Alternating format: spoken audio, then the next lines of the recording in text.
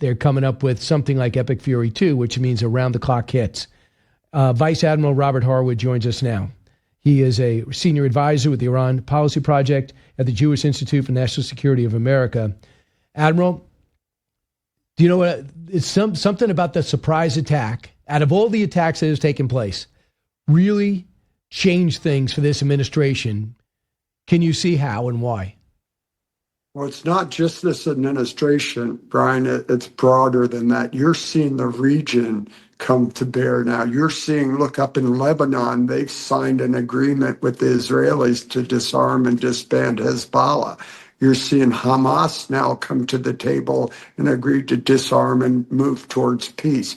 You're seeing a coalition come against the Houthis in Yemen, and you're even seeing Saudi participate in offensive operations. So I think all those things tied together, you're seeing political support in the region tied together with this commitment to go after the government in Iran and stop this crazy activity they've been doing for decades. So politically and operationally, both things have tied the turn. And I think what you're going to see, well, we've always had these military options. I think you're going to see these financial and political activities enhanced. So they're going to maybe shut down all their borders, shut down their airspace, really starve them out financially to put additional pressure on the regime. So yes, I think this is one of those tipping points that brings together that political, financial, or economic and military power, the full bear of all of those against Iran. So Admiral, you know what they're trying to do? They were trying to get the Gulf states to turn on us and say, look, because your affiliation with America, we're bombing you. Get rid of them. The foreign minister called Bulgaria because they found out we're using our bases in Bulgaria and said, stop allowing America to use your bases. They warned the UK last week, too. It's not working. In Jordan, they try to hit American bases. Yeah, it's in Jordan, but they're ours. And then in Egypt, they just got Egypt involved. They hit one of our tankers and hit Egyptian property, but they're really aiming for us. Instead, the Saudis have a conference with 12 states, and they say, can we act in concert in order to stop Iran and protect ourselves? I'm fascinated by what's taking place. What are they capable of? You know what the assets they have. What are the Gulf states capable of when it comes to Iran without us? Well, they've got everything and it's always better to go to war with your partners in coalition. They bring intelligence, they bring humans, Arab speakers, they bring military capability, they bring. Do they have it? That's what I mean, Admiral. Course. Yeah, of course. They all have something to bring to the table, and mass in and of itself. They all know they're at risk, but more importantly, politically aligning all this reinforces those military and economic opportunities. And it's going to come to when we want to shut down the borders. Now, you can do it with military strikes, but when all the Arab nations turned to Pakistan and said, hey, you've got to shut down your borders, that political power is demonstrated. So you'd much rather achieve these things politically without doing the bombings, because in the end, for the Iranian people, that plays out to be a much better solution. At the end of the day, when this government is changed and you have a government who wants to rebuild the infrastructure, they'll have assets to do that. But if the infrastructure is intact because we've been able to get the solution politically, then they can recover much quicker. So I can't reinforce how important this political support is to increase the pressure tied together with these economic options that the president have, and then using the military in support of both of those very powerful components of national power. So, Admiral, we're only getting one side of the story, and I know it must amaze you now that you're out of uniform. Not that you never watch the news, but 85% is against America in America. I mean, you would think we're not even bombing. So they hit a Jordan base, or they try to hit us in Egypt. Yet we're hitting on a regular basis. I don't see much video. I kind of blame the Pentagon for that a little bit. But 85% are cheering against us, painting a dire picture. Does it astound you? Right. I just can't believe that. That's counterintuitive. If you're an American and don't see a threat, don't understand what a nuclear-armed Iran, much less what the Islamic Revolution has been doing for 4 decades, you got to be blind and dumb almost. Look, Lebanon is a failed country because of Iran and its support of Hezbollah. Yemen is a failed country because of their support of the Houthis. The same thing's going on in Hamas, it's going on in Iraq, it's going on in Syria. And guess what? They have footholds in Europe, and you're starting to see it on our campuses. It's crazy. What American doesn't understand that? And look, we won't go and can't go to war with Russia and China because they're nuclear armed states. Add another nuclear armed state to that would then control all the oil coming out of the Middle East. I don't see how Americans don't understand that. So I just can't accept that how about 85% of Americans are against that. I just can't accept that. I don't think that's a fact. I know, but we're not seeing our side and we're not hearing our side. There's very few people like you, Admiral, calling balls and strikes where you just say, look, we're hitting this area. We're stopping this area. This is what we got to do. This is what the damage has been done. We've never had a president, I don't care if you voted for him or not, attack our enemy, who's been our enemy through 8 presidents. So we've never had a president attack, period. We had Midnight Hammer last year. We had Soleimani in his first term. And this is the first time we've taken kinetic action against our vowed enemy who says death to America is not a phrase, it's a policy. So we're taking this action. And then you go, okay, it's just Iran. No, it isn't just Iran, because Iran is spread with Hezbollah, Hamas, Islamic Jihad, and they did have a foothold in Syria.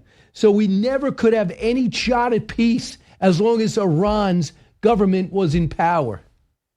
That's exactly right, Brian. And you left out the other 2 components, China and Russia. This is about today's Cold War, not the Cold War we had in the 50s and 60s. This is China's top source of not free, but very cheap oil. So it really undermines them at the end of the state. And Russia the same, they're allies. So all of this on the strategic level of the Islamic Revolution and the current Cold War is critical. And that's why this president understands that, why he was willing to strike, and why I'm convinced he's going to see this through to the end state. So again, you talk about that kinetic activity. Yes, he took out Soleimani's strike, but now we've really got to tie in and reinforce that political and economic elements of power to bring Iran to its knees. I think the president's going to do that. How close are we to doing that? I think we're there. I think it's already started. What do you mean? Well, those things I said, you're seeing. No, but I mean, the 24 hours of strikes haven't started yet, though, right? No. But I mean, the whole campaign is more political, financial. And from all my friends in Iran, I'm getting these notes. They're cheering, man. They say, hey, look, we're ready to go. We're organizing in small groups. We need something that's going to provide that tipping point. So I see all these things going in the right direction. And don't forget, the president's been very strategic in time. This pressure of cutting them off financially is really boiling the frog in Iran right now. So time is on his behalf. And tying all these elements of power with the kinetic activity and support is going to be the things that get this done at the end of the day. It's really going to be interesting. Why do you think it's what do you about the timing that we have with this announcement on Hamas? That I know a few things have to happen and everything could fall apart, but the fact is it said, okay, we're going to put our guns in storage or on ice, that we need the IDF to back out to the yellow line, and they are. We need you to reveal your tunnels. And I thought to myself, wow, and evidently the Axios reporting at the Ayatollah's funeral, the IRGC went up to Hamas and they said, don't do this. And it looks like they're doing it anyway. What do you think about the timing? You're exactly right. They're seeing the demise of the IRGC, the guy who pays them, the guy who sponsors them. They know they're going down the tubes. It's like a ship. The captain goes down with the ship. This crew doesn't want to go with them. So they want to make sure when Iran does implode, they can still exist. It's going to be tough without the support and funding, but again, they don't want to be held accountable like the Iranians. And you walk, at the end of the day, there are going to be a lot of Iranians who the Iranian people are going to hold accountable. Hamas and Hezbollah don't want to end up in that situation. This is existential threats to all of them, and they're all now seeing the sinking ship, and they want to position themselves for survivals because many won't at the end of the day. Yeah, so you are hearing from people in Iran, You mean a dozen or 2 dozen that say that now we have hope? All my contacts and friends. But they don't have any guns yet, right? That's right. So they're looking for that tipping point. And that's why I always believe boots on the ground is a very attractive option for the U.S. And not for occupations, but to go into towns and show that we're there, we're for the people. And that may be able to give them that tipping point to overcome the IRGC and besiege, just as we saw the Artish do in 1979. So I think history's going to repeat itself here, and a lot of people are coming to that realization now. So you would like to see troops on the ground, American troops in Iranian cities? Well, I'm not saying I'd like to see, I think that's an option. These are all options the president had, and done smartly, done astutely, that could be that tipping point. And again, I'm not suggesting for occupation in Tehran, but I'm suggesting a raid in Kars or Josk or some of these outlying cities where we could protect our guys. But critical to that, again, is finishing the jobs with their missiles and drones, because that would be turned inside if we put boots on the ground. So we've got to get that done, and that's part and parcel in getting the straits open again. You know, I just don't know. I know this sounds rudimentary, and you're the military expert, but if we were able to parachute the way we have landers land on Mars in those bubbles, and they just drop them, I'm wondering if we do a parachute and drop guns in the streets and drop weapons in the streets, why would that not be effective? Well, you could be giving them to the wrong people, but that's where raids might be helpful. When that's where intelligence. When you get raid, you go in, take a town, you're going to see who's on your side, who comes out to cheer you, who comes out to fight you. That's the better method, I believe, to distribute arms, help build the insurgency, and start with these small outlying cities. So again, I think these are all options and part of the broader strategy. So when the president decides to choose or exercise his options, will be predicated on how his strategy and the campaign unfolds. Admiral, just real quick, I got a couple of minutes left. Cover story in Newsweek this week that no one's talking about. No one reads magazines, but still, Newsweek, about Venezuela. For nearly 3 decades, Hugo Chavez and Maduro invoked socialism to justify their grip on the country. Now that they're gone, the Venezuelans are lining up to meet the Americans. Shell has signed a gas development deal with SLB, the world's largest oil field service company in the world, following a lapse of licenses. In May, Venezuela freed 3 former police officers who had spent 23 years in jail. They've let 670 political prisoners out, and political parties are now beginning to take root and organize. So all I can tell you is that raid, which was so brilliant, and it took the guts for the president to call it and the military to execute it, we actually are delivering a chance at democracy and freedom for people gradually, rather than all at once. That could have been erupted to civil war. And this seems to be a success story that's unfolding. And we're just not giving enough attention to it because of Iran. Your thoughts? Brian, extrapolate from that.